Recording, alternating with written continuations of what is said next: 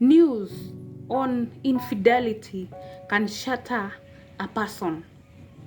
There is a deep sense of betrayal and broken trust when a spouse seeks fulfillment, whether physical or emotional, in another person. You ask yourself so many questions like, are you going to forgive? Will you be able to forgive? Will your marriage survive, or your relationship survive the infidelity? And above all, once you have a mixture of emotions, because it's a very deep feeling of heart. So in case of infidelity, you find out that your partner has cheated on you. You have two options. Number one, quit. And number two, fight for your relationship or marriage. Guys, this is a very exciting session, and I want to discuss how or what to do in case of infidelity. So guys, I want to give you this chance to walk with me. Hit that like button, hit that subscribe button below, and join me as we learn ways on what to do in case of infidelity. I'm your host. My name is Terry Favored. Karibu sana. So let's get down to these points. Karibu, karibu, karibu sana.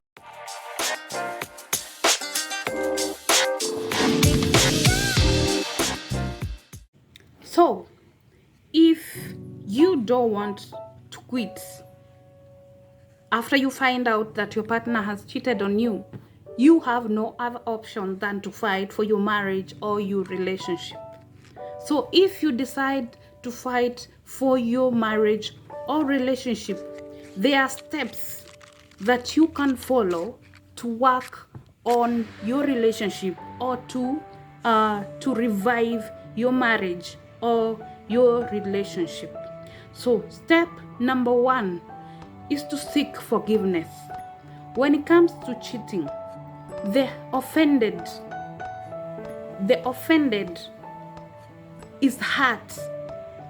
The offended feels weighed down, and it might take a toll on them. So what you do as the cheater or the offender is to seek forgiveness. One, from your partner. Two, from your family, because sometimes this cheating involves family, friends, and colleagues also. So you seek forgiveness from all of them if you're ready to work on your relationship. So point number two, go for counseling.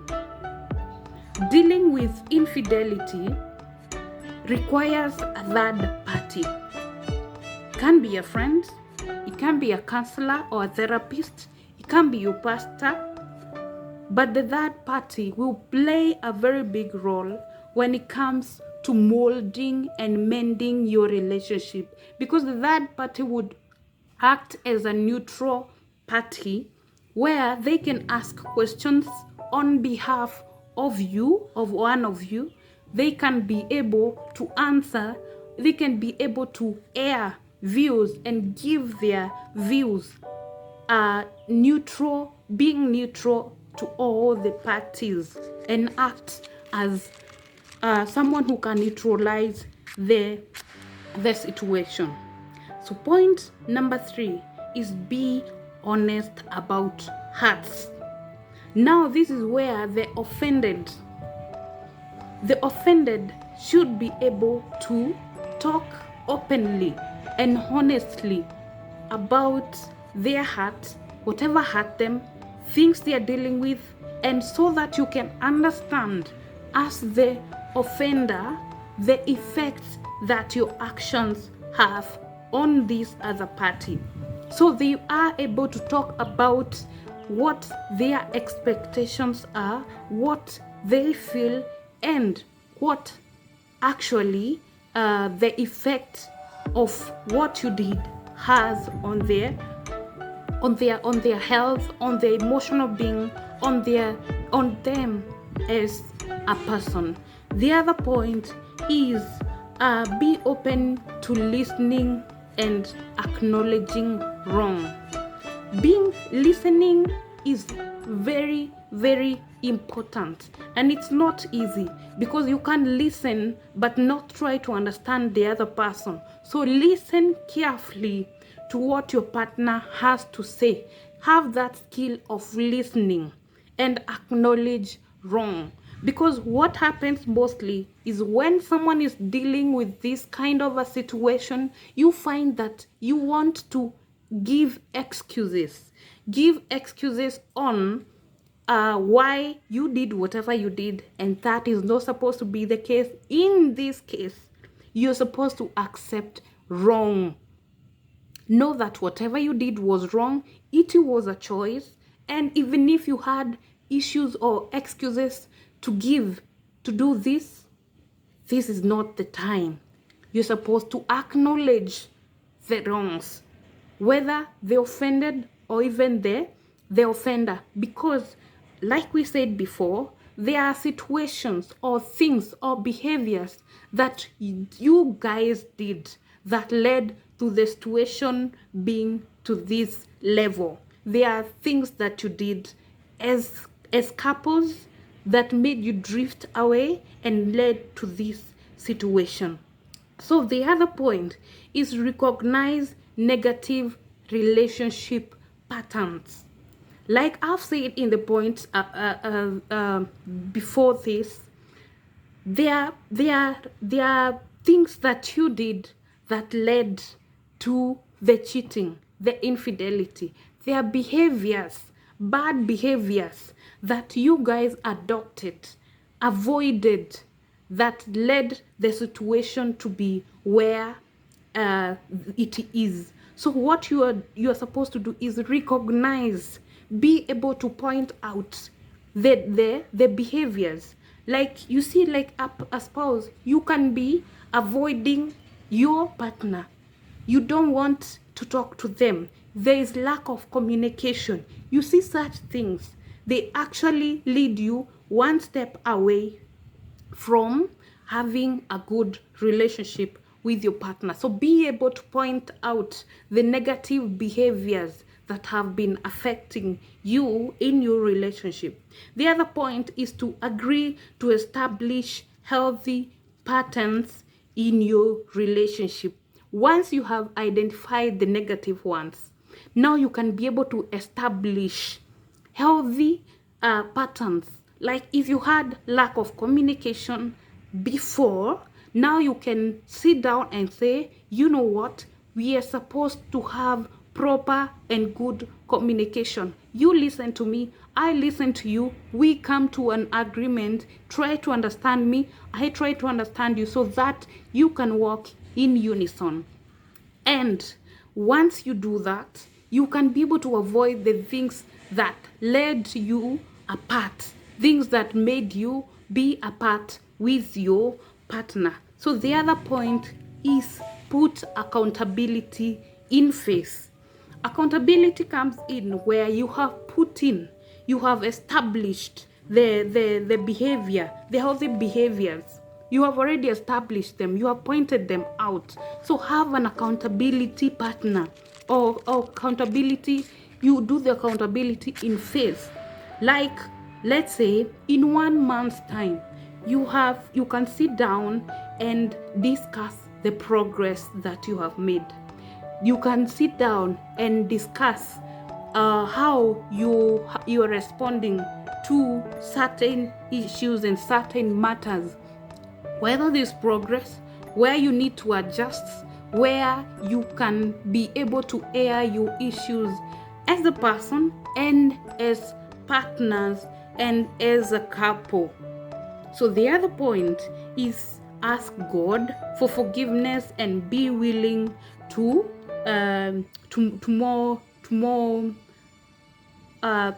move forward. You know, cheating or infidelity is a sin. So you pray and ask God for forgiveness you ask for God's guidance, and also be willing to move forward, not to dwell on the infidelity, not to dwell on the pain, not to dwell on the things that you feel hurt. Of course, these steps, you also have the moments of pain, moments of retrigger, things that will trigger you to feel or to not to understand what is going on. Moments you feel like, no, I need to back out. It's not going to be easy, but you ask for forgiveness and you focus on and purpose to move on. And the other time is to allow time to grieve. This especially is to the offended. The offender has to allow the other person to grieve, because you don't just wake up and forget, my partner cheated on me. Cheating actually takes a toll on someone's health and emotions and a personal being. So allow that person to mourn. To not, mourning doesn't have a time limit. It might take 1 month, it might take 2 months, it might take any amount of time for your partner to heal. So you're supposed to allow them to heal from that situation, from that grief, from that feeling of rejection, feeling of mistrust, betrayal. You understand? You need to support them as they are healing from this situation. And the last point is to abide in marriage covenant. Remember, marriage is a covenant. Marriage is a covenant, even in the Bible. So you need to abide in the covenant of two people, a covenant where you're supposed to work on it. There is no running away from your issues. There is no involving third parties. This is a covenant of until death do us part. It's a covenant of for better, for worse. So you abide in the covenant. And above all, I want to remind you that there will be phases of retrigger. You find that if it's a spouse, you are suspecting your partner, you find that there's a certain time they did something, like they avoided you.